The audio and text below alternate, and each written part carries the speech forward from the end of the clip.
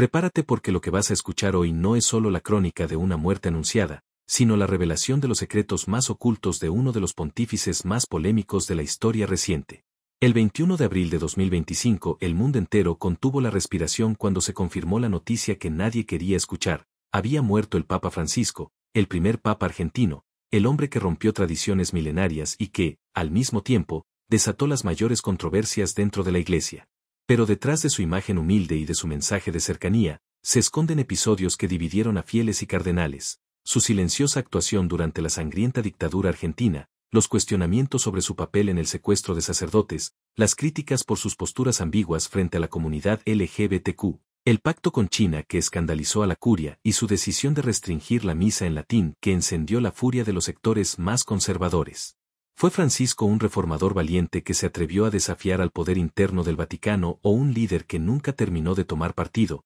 dejando más preguntas que respuestas? Quédate hasta el final porque en los últimos minutos conocerás una revelación inesperada que cambiará para siempre la forma en que recuerda su pontificado y que muy pocos se atreven a contar. Antes de comenzar, asegúrate de suscribirte al canal y activar la campanita, porque tu suscripción no solo nos ayuda a seguir investigando estas historias, sino que le dice a YouTube que este contenido merece llegar a más personas. Deja tu like si valoras el esfuerzo detrás de este trabajo y, si puedes, apóyanos con un super thanks para que podamos continuar trayendo relatos tan profundos y polémicos como este. Si no, simplemente comenta qué parte de esta historia te dejó más sorprendido o qué recuerdas tú del Papa Francisco. Ahora respira hondo. Abre tu mente y prepárate para descubrir el día que murió el Papa Francisco y los secretos que se fueron con él.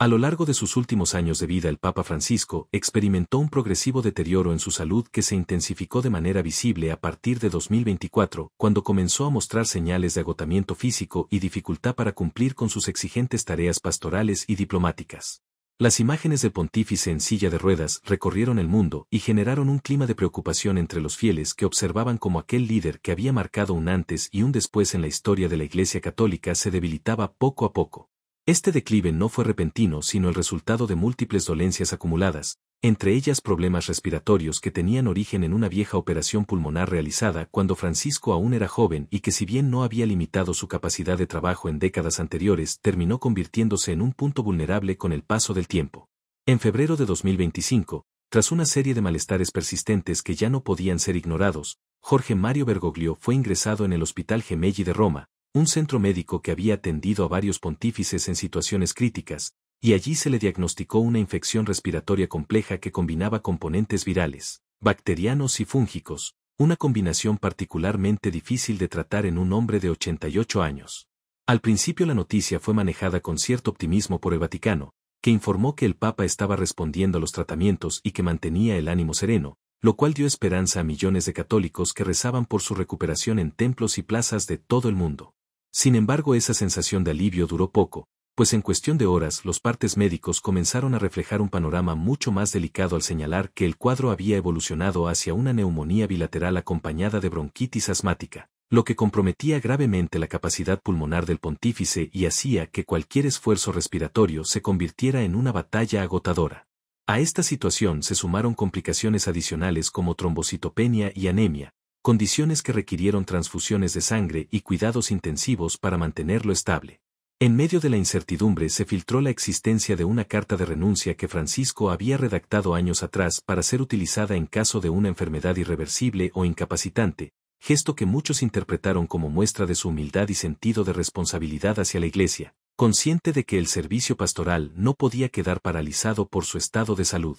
A pesar de los esfuerzos médicos, que incluyeron antibióticos de amplio espectro, corticoides y oxígeno de alto flujo, el Papa no mostró una mejoría significativa y sus apariciones públicas fueron sustituidas por comunicados oficiales del Vaticano que pedían oraciones y discreción. El 21 de abril de 2025, tras varios días en estado crítico, la noticia que nadie quería escuchar se confirmó: Francisco había fallecido en Roma dejando un vacío inmenso tanto en la jerarquía eclesiástica como en millones de personas que veían en él un pastor cercano y un referente espiritual en tiempos convulsos. La reacción mundial fue inmediata y se produjeron manifestaciones de duelo en ciudades de todos los continentes, desde Buenos Aires, su tierra natal, hasta Manila, Ciudad de México y Nairobi, con fieles reuniéndose en plazas para encender velas y entonar cánticos en su memoria. Líderes políticos y religiosos de diferentes credos expresaron su pesar y reconocieron su papel en la promoción del diálogo interreligioso y en la búsqueda de soluciones pacíficas frente a conflictos globales. Su muerte no solo cerró un capítulo en la historia reciente de la Iglesia Católica, sino que abrió un periodo de profunda reflexión sobre el rumbo que debía tomar la institución en un siglo marcado por cambios sociales vertiginosos y desafíos éticos sin precedentes. Para muchos creyentes, la partida de Francisco significó el fin de una etapa caracterizada por intentos de acercar la Iglesia a la gente común, por sus gestos sencillos y por su insistencia en priorizar la misericordia sobre el dogmatismo, mientras que para otros representó una oportunidad de replantear reformas que habían quedado a medio camino y que exigían definiciones más firmes. El proceso de luto oficial incluyó 9 días de ceremonias y vigilias en el Vaticano, un ritual cargado de simbolismo en el que miles de peregrinos desfilaron frente a su féretro para rendirle homenaje, y en el que se mezclaron lágrimas de tristeza con expresiones de gratitud por su legado espiritual. Jorge Mario Bergoglio nació el 17 de diciembre de 1936 en el barrio porteño de Flores, en Buenos Aires, en el seno de una familia de inmigrantes italianos que habían llegado a Argentina buscando una vida mejor en medio de las turbulencias que atravesaba Europa. Su padre, Mario José Bergoglio, procedía de la región de Piamonte, más precisamente de la provincia de Asti, y había decidido cruzar el Atlántico en busca de estabilidad laboral y de un futuro seguro para su familia, mientras que su madre, Regina María Sívori, era también hija de italianos nacidos en territorio argentino, lo que aportó a Jorge una identidad profundamente marcada por la mezcla de tradiciones italianas y argentinas. Desde pequeño vivió en un hogar sencillo donde la fe católica era el eje de la vida familiar, con costumbres arraigadas como las oraciones diarias, la participación en misa y la celebración fervorosa de festividades religiosas, lo que le transmitió un sentido de comunidad y servicio que lo acompañaría toda su vida. Creció como el mayor de 5 hermanos, aprendiendo desde temprano a cuidar de los más pequeños y a colaborar en las tareas domésticas, un aspecto que moldeó su carácter responsable y empático. Sus primeros años de estudio transcurrieron en escuelas del barrio, donde ya se destacaba por su curiosidad intelectual y por una facilidad natural para relacionarse con sus compañeros y maestros. A medida que avanzaba en la educación primaria se fue notando su inclinación por el pensamiento reflexivo y por la lectura, hábitos que cultivó gracias a la influencia de su madre, quien fomentaba en los hijos el gusto por los libros y la música tradicional. Aunque en la adolescencia todavía no había manifestado un deseo firme de seguir la vida religiosa, su entorno estaba impregnado de prácticas católicas, ya que la Argentina de la época se encontraba profundamente vinculada a la Iglesia en su vida social y cultural. Tras concluir la educación básica decidió ingresar a una escuela industrial donde estudió química, graduándose como técnico químico, una formación que más tarde le permitió trabajar en un laboratorio dedicado al análisis bromatológico. Durante esta etapa juvenil su vida parecía encaminarse hacia una carrera técnica estable y alejada de los altares, pero una experiencia decisiva alteró el rumbo de su existencia. A los 20 años sufrió una grave infección pulmonar que lo puso al borde de la muerte y que requirió una operación compleja para extirpar parte del pulmón derecho, una intervención que, más allá de las secuelas físicas, le dejó una profunda huella espiritual al hacerle sentir que había recibido una segunda oportunidad para vivir. Esta vivencia extrema lo impulsó a replantearse el sentido de su vida y a buscar un propósito más elevado, lo que lo llevó a acercarse cada vez más a la espiritualidad jesuita,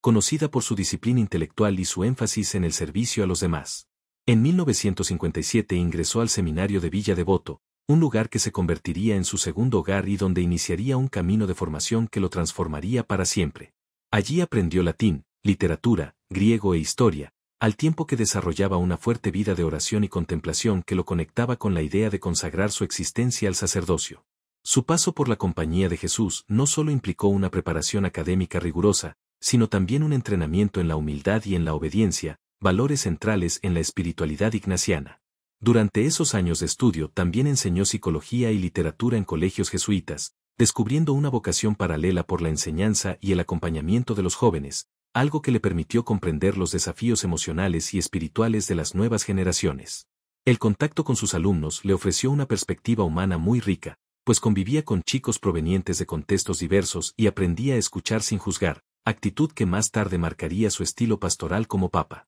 La etapa de la dictadura argentina marcó profundamente la vida y la trayectoria de Jorge Mario Bergoglio, pues coincidió con años en los que comenzaba a asumir responsabilidades cada vez mayores dentro de la Compañía de Jesús y se veía obligado a actuar en medio de un contexto de violencia política y represión que afectó a toda la sociedad. El golpe de Estado del 24 de marzo de 1976 derrocó a la presidenta María Estela Martínez de Perón e instauró el llamado Proceso de Reorganización Nacional, un régimen militar encabezado por Jorge Rafael Videla que sumió al país en uno de los periodos más oscuros de su historia. Durante esos años se implementaron políticas de persecución sistemática contra opositores, desapariciones forzadas y un clima de miedo generalizado que alcanzó incluso a los sectores eclesiásticos. En ese contexto Bergoglio, que ya ejercía como provincial de los jesuitas en Argentina, se convirtió en una figura clave para mediar entre los religiosos que realizaban tareas pastorales en barrios pobres y las autoridades que veían con recelo cualquier actividad vinculada a la militancia social. Entre los casos más polémicos se encuentra el secuestro de los sacerdotes jesuitas Orlando Llorio y Francisco Jalix, quienes trabajaban en las villas Miseria de Buenos Aires y fueron acusados de colaborar con grupos insurgentes, lo que derivó en su detención y tortura en la Escuela de Mecánica de la Armada. La actuación de Bergoglio frente a este episodio fue objeto de debate durante décadas.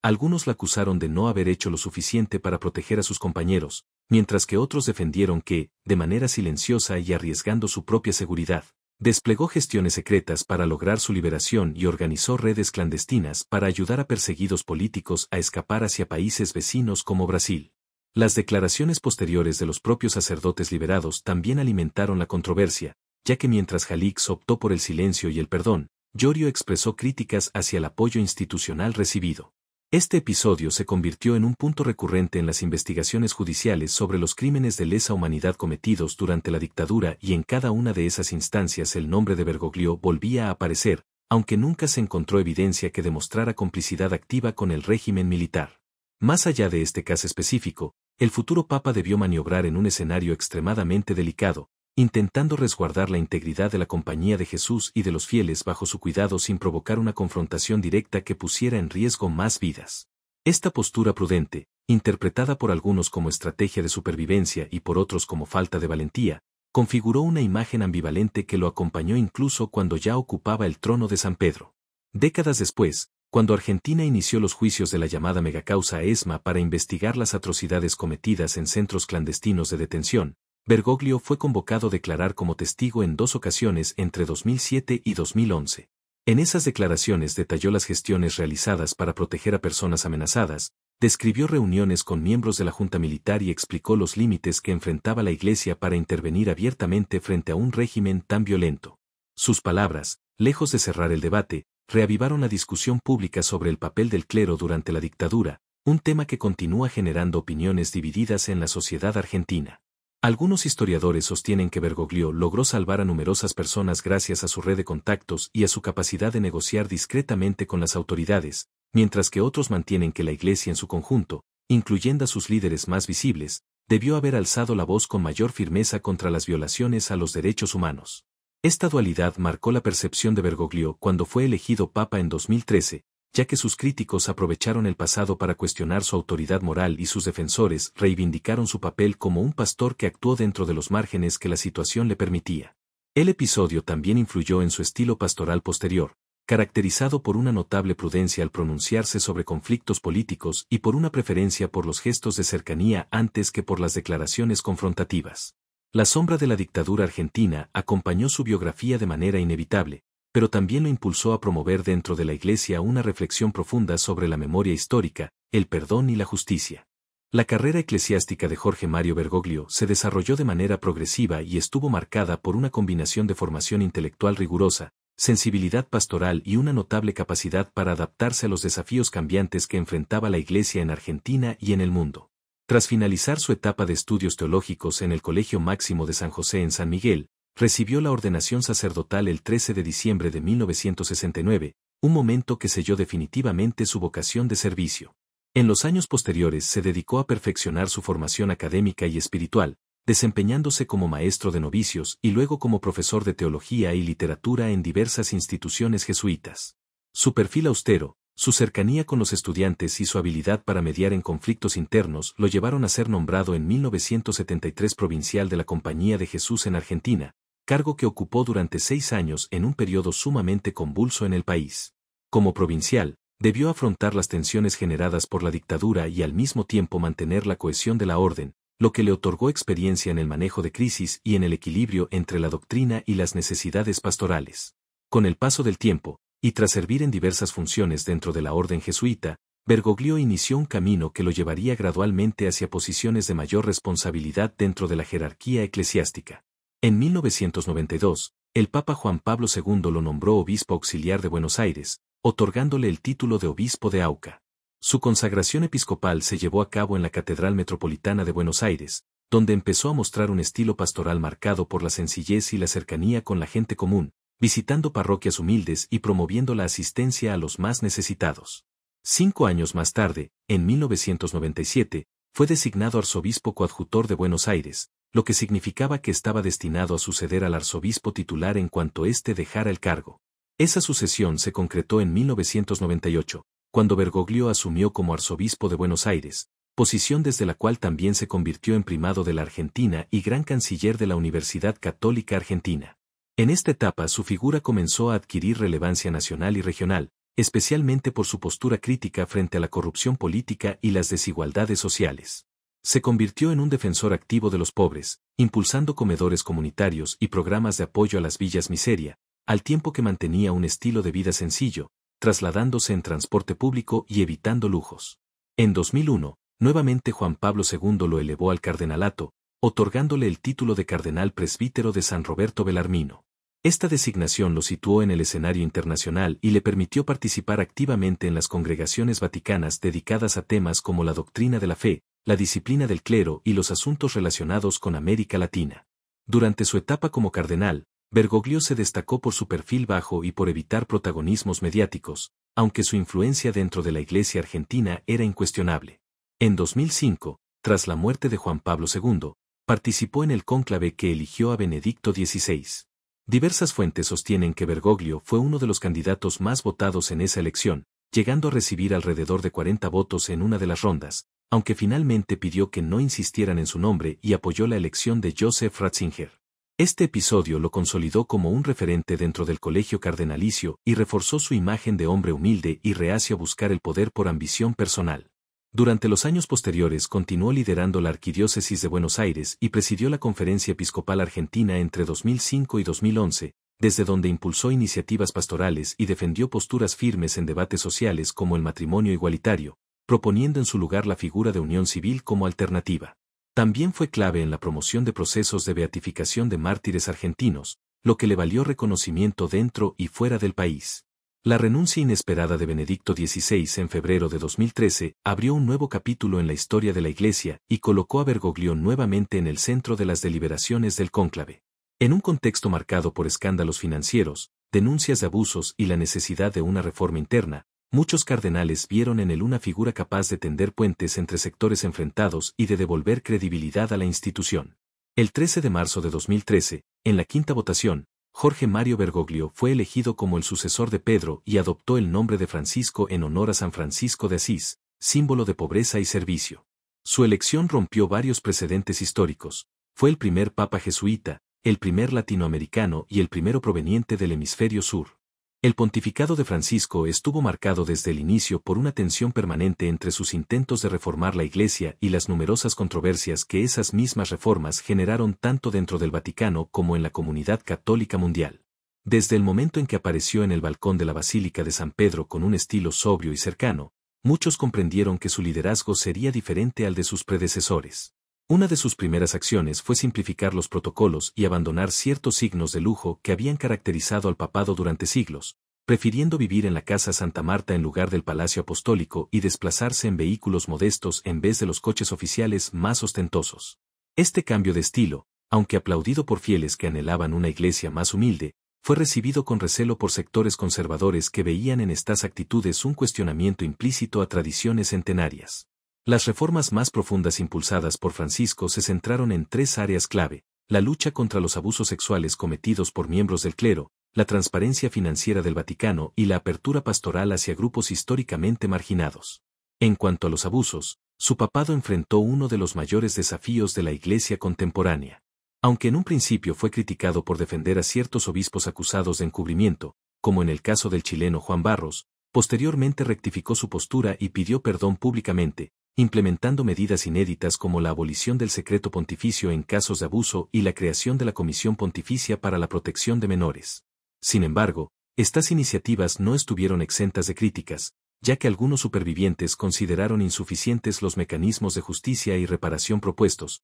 mientras que en el interior del Vaticano hubo resistencias a modificar estructuras de poder que habían protegido durante años a los acusados. En el terreno económico, Francisco emprendió una cruzada para ordenar las finanzas vaticanas, conocidas por su opacidad histórica. Promovió auditorías, creó organismos de control y enfrentó directamente a figuras poderosas acusadas de malversación, como en el caso del cardenal Angelo Becciu, procesado por irregularidades en inversiones millonarias. Estas decisiones, aunque celebradas por quienes reclamaban limpieza institucional, provocaron fuertes tensiones internas y expusieron al Papa a intrigas palaciegas que recordaban la complejidad de gobernar una institución milenaria con intereses diversos y muchas veces contrapuestos. En el ámbito pastoral, Francisco intentó acercar la Iglesia a realidades contemporáneas como la situación de las personas divorciadas vueltas a casar, la comunidad LGBTQ y los desafíos de las familias modernas. Su exhortación apostólica Amoris Laetitia de 2016 abrió la puerta a que divorciados en nuevas uniones pudieran acceder a los sacramentos bajo ciertas condiciones,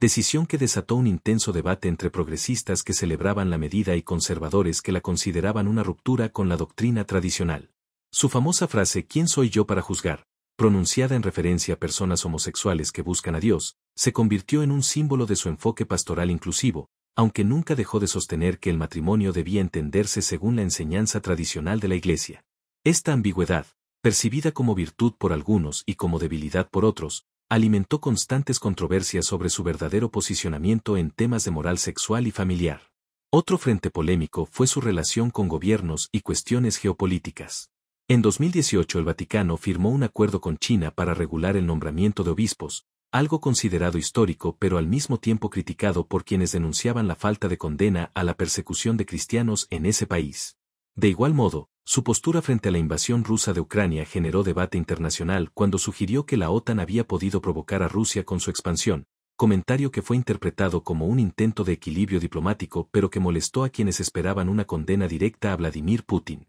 Francisco también tomó medidas drásticas en el campo litúrgico al restringir la celebración de la misa en latín, decisión que enfureció a los sectores más tradicionalistas que veían en esa liturgia un vínculo esencial con la identidad católica previa al Concilio Vaticano II.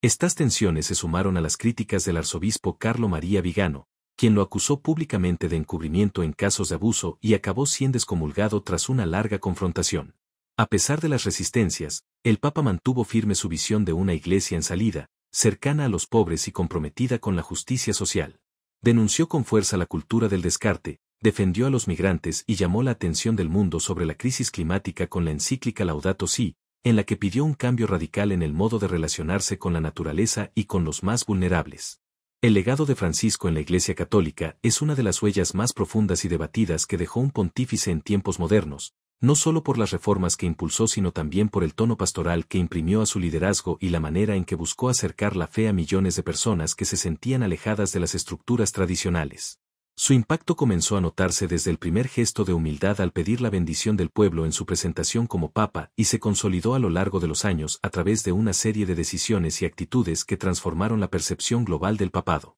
Entre los elementos más destacados de su legado se encuentra el haber propuesto una iglesia en salida, una expresión que utilizó constantemente para referirse a una institución que no debía quedarse encerrada en templos o en el ceremonial, sino salir al encuentro de los pobres, los marginados y quienes sufren en los márgenes de la sociedad.